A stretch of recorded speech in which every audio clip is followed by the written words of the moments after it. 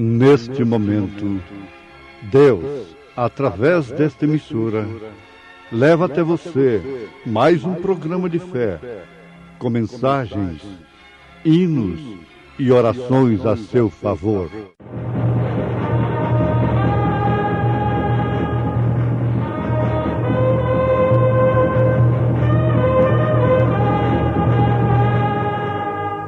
Fé para vencer.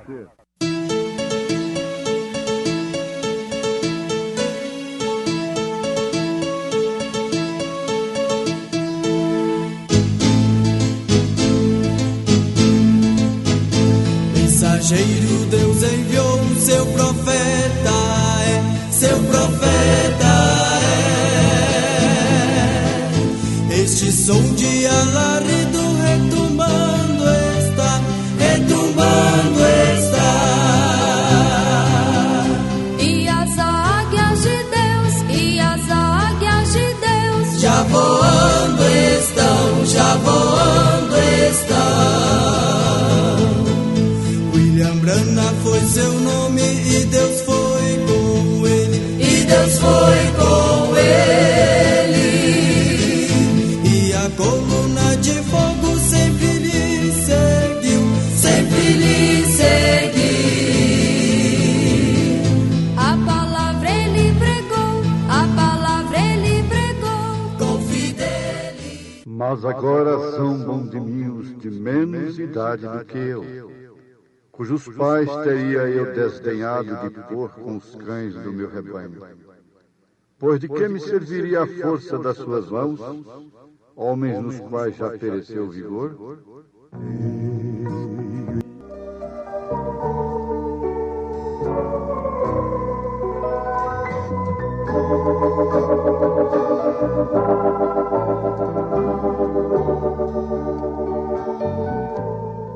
Jó era um crente. Às vezes, os crentes são postos à prova.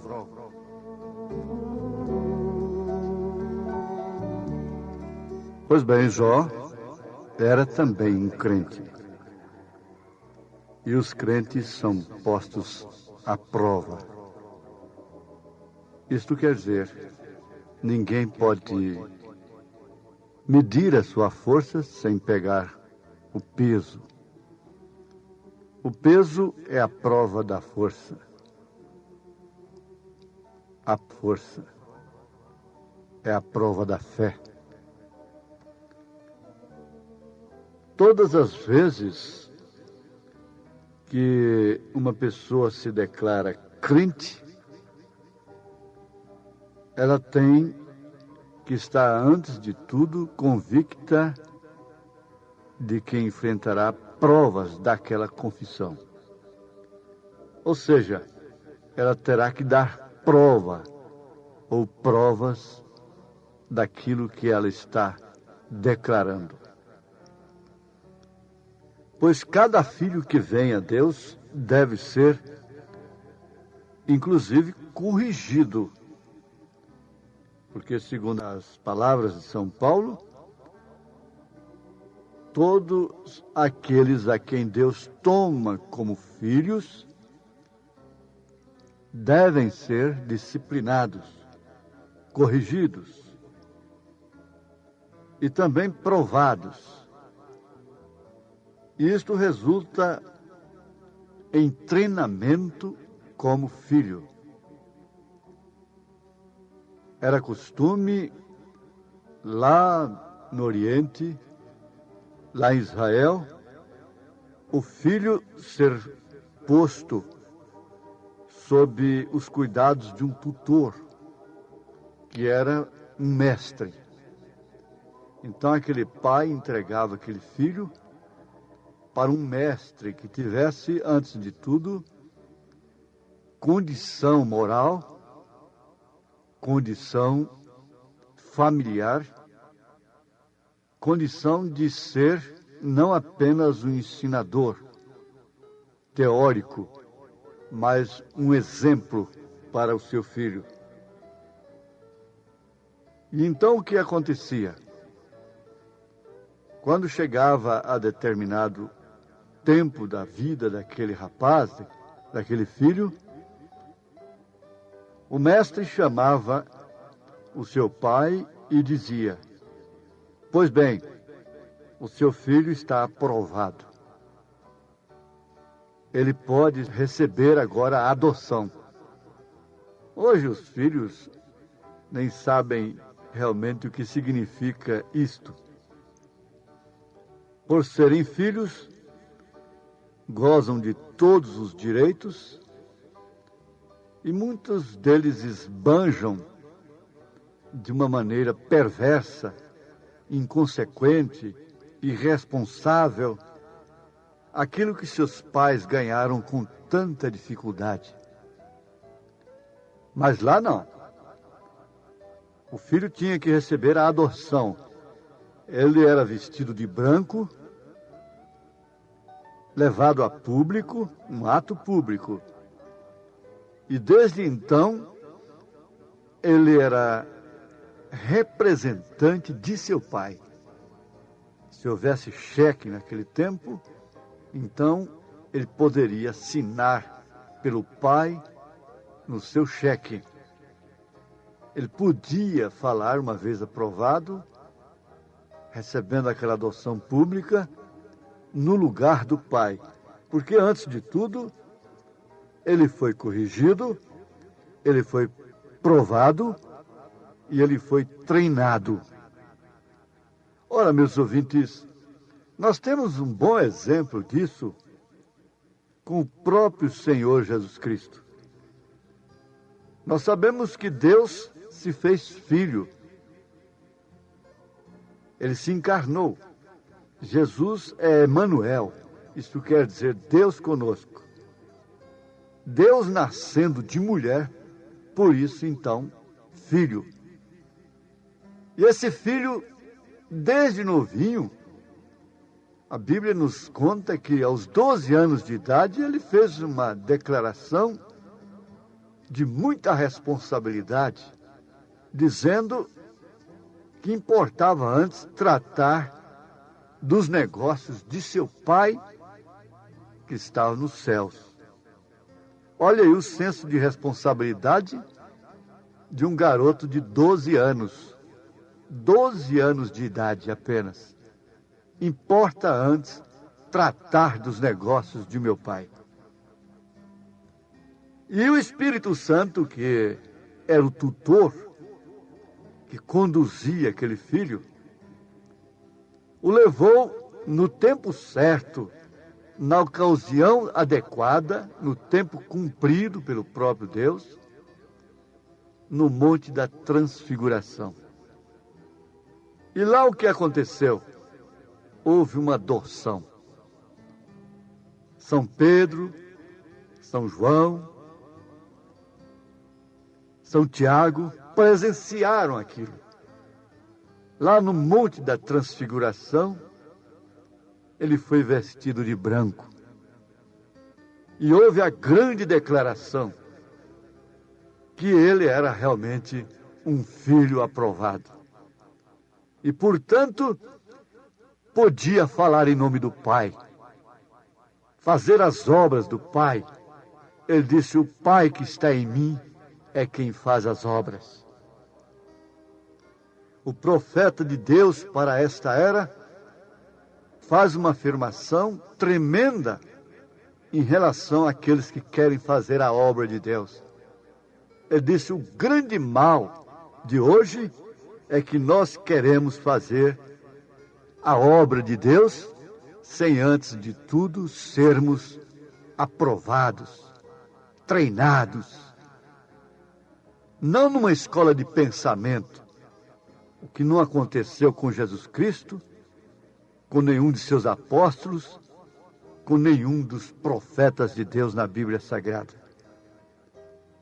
mas treinados pelo Espírito Santo, recebendo não de homem, não consultando a carne e o sangue, mas sim a Deus, ao Pai. Este é o grande problema do momento. Se nós enchemos as nossas cabeças de conhecimento intelectual da Bíblia e mesmo da mensagem, nós achamos e julgamos aquilo como aptidão, como uma adoção, o que na verdade não é. Definitivamente. O profeta de Deus ainda afirma que ninguém deveria tomar a posição de um pregador antes de ter uma experiência como aquela que Moisés teve com a sarça ardente. Isto quer dizer, com uma chamada divina, vindicada, com uma adoção para aquela missão. Aí está o grande fato que deveria interessar até mesmo as próprias crianças que nos ouvem, às mulheres, aos homens, aos indoutos, aos sábios, aos ricos, aos pobres. Todo mundo deveria interessar-se por isto. Saber se primeiramente, antes de ouvir determinada mensagem, determinada pregação, de onde está partindo aquilo? De que fonte aquilo está vindo? E saber que aquilo é uma água límpida e que deve ser tomada porquanto não há nenhuma bactéria, nenhum vírus que possa vir nos contaminar. São Paulo chamou isto de sã doutrina. Ele disse que nos últimos tempos, os homens, tendo comichão nos ouvidos, amontoariam doutores para si, conforme suas próprias concupiscências. Isto por quê? Porque eles não sofreriam a sã doutrina, não suportariam a sã doutrina. E Deus prova, corrige, não é quebrando as pernas, não é espancando. Deus corrige exatamente através de sua palavra. Antes de tudo, Ele quer que o homem se submeta voluntariamente, espontaneamente, conforme nós vemos a chamada de Isaías. No livro de Isaías, capítulo 6, está ali a receita fatal. Conforme vemos Deus cruzando o caminho do então Saulo de Tarso. E depois podemos vê-lo como que livre e espontaneamente dando a sua vida por aquilo que ele cria, por aquilo que ele pregava, mostrando que de fato Deus havia dado para ele aquela adoção. Você sabe que a natureza geme, os passarinhos estão gemendo, os rios estão gemendo, as árvores estão gemendo, os minérios estão gemendo, a própria atmosfera que envolve a Terra, o Sol, a nossa galáxia está gemendo, gemendo pela manifestação dos filhos de Deus, gemendo pela adoção dos filhos de Deus, para que então eles possam falar a palavra falada, falar em nome e no lugar do Pai. Porque é exatamente isso que aconteceu com o profeta de Deus nesta era. Ele tinha pedra de coroa. Ele foi um homem ungido, para que agora fôssemos um povo ungido. Ele chegou na casa de uma viúva que o recebia como uma verdadeira cristã, como aquela viúva recebia Elias. E lá ela tinha 2 filhos inconversos que não haviam passado pela experiência da salvação. E sabe o que aconteceu? Quando ele estava contando para ela ali, dando-lhe o testemunho da palavra falada, quando Deus mandou que ele falasse a palavra, e apareceu esquilos onde não havia esquilos. A palavra falada, ele atirava, o esquilo caía sangrando. Ele disse: visão não sangra, não era visão. Os esquilos foram criados pela palavra falada. Ora, meus ouvintes batistas, presbiterianos, pentecostais, grandes batistas, grandes denominacionais, homens de Deus dos Estados Unidos, testificam dessas coisas. Sabem que isto é a verdade, que isto aconteceu com William Branham. Eles o convidavam para pregar em suas igrejas. É preciso saber disso, porque eles criam nele como homem de Deus. Os nossos irmãos assembleianos deveriam saber, como um deles me contou lá nos Estados Unidos, experiências tremendas da palavra falada através do irmão Branham. E que através do ministério do irmão Branham, a Assembleia de Deus ganhou quase 1 milhão de membros nos Estados Unidos, através de seu ministério. Quase 1 milhão de membros. E quando ele estava contando essa experiência dos esquilos para aquela viúva, a irmã Hattie Moser, o que aconteceu? Ela, como Jó, era uma crente. Ela creu na palavra falada. E quando ela disse, eu creio, irmão Branham,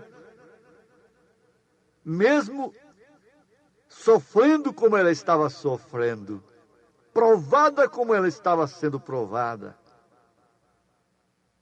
ela disse, eu creio. E quando ela afirmou, eu creio, uma manifestação especial do Espírito Santo que acompanhava o profeta desceu sobre ele ali naquela hora. Os 2 rapazinhos estavam rindo de lado, lá no canto da sala, sentados lá, rindo. A irmã da irmã Hattie Moser estava na cadeira de rodas, paralítica. Mas sabe o que aconteceu?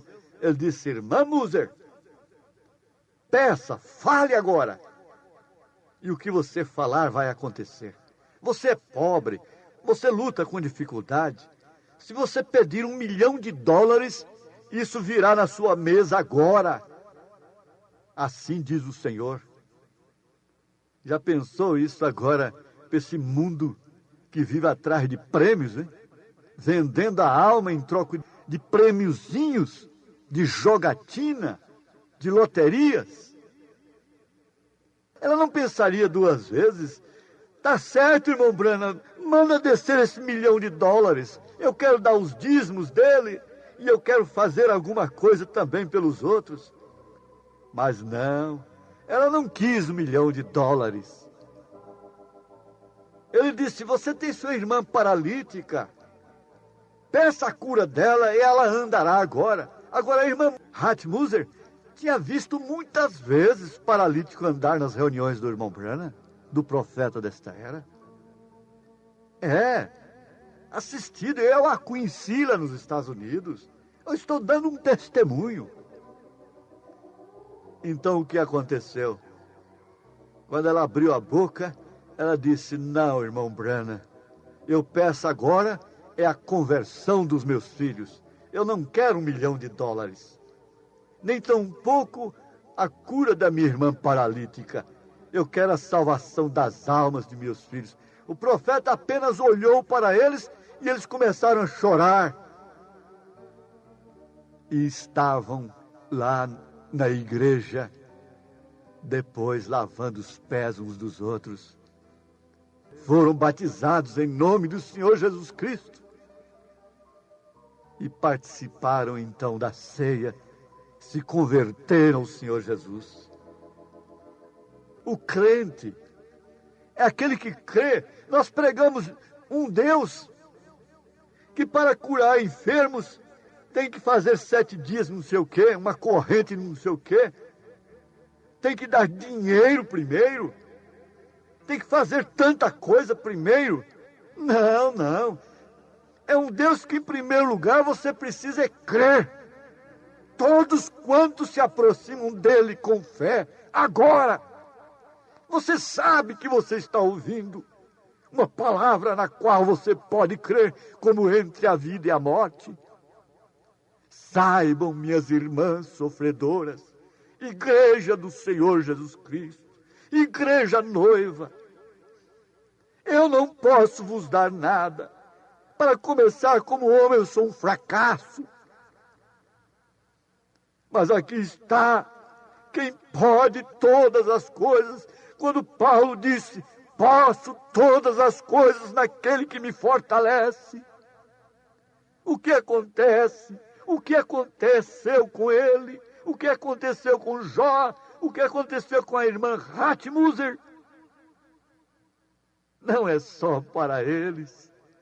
Se as provas não foram somente para o nosso irmão Jó, se as provas de uma viúva pobre, paupérrima, não foram somente para a irmã Hatmuser, elas são para nós também. Mas se o último estado de Jó não foi somente para ele, a grande bênção da irmã Hatmuser, da palavra falada em sua casa, também não foi só para ela. É para você também que crê. É para nós também. E que Deus te responda agora na sua fé, em nome do Senhor Jesus Cristo.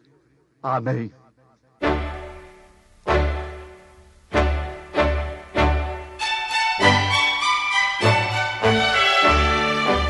Ouvintes, escreva-nos pela caixa postal de número 15.020, 15020, CEP 74.501-970, Goiânia, Goiás.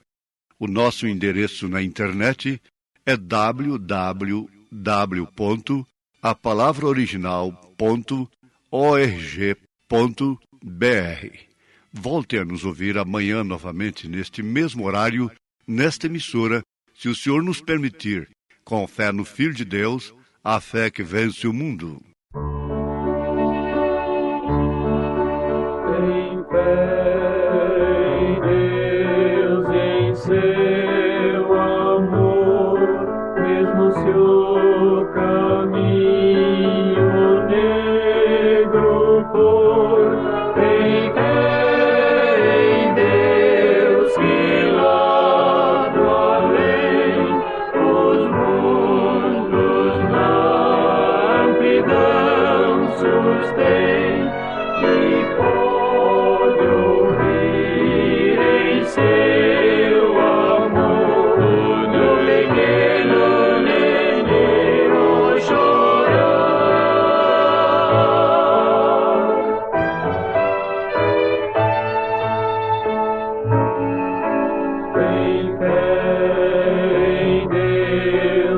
assim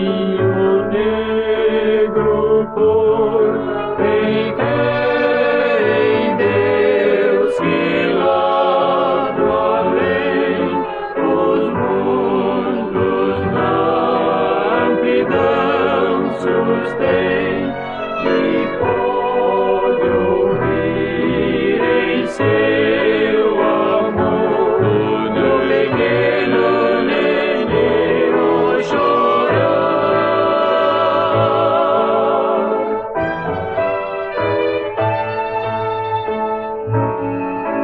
Tem fé em Deus e assim verás o seu amor em teu viver. Ergue o teu olhar para os altos céus. Tem fé em Deus.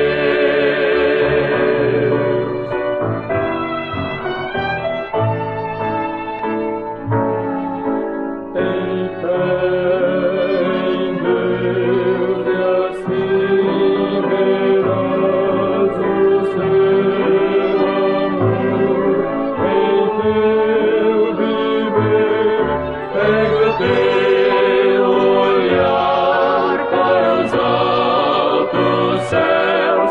Tem fé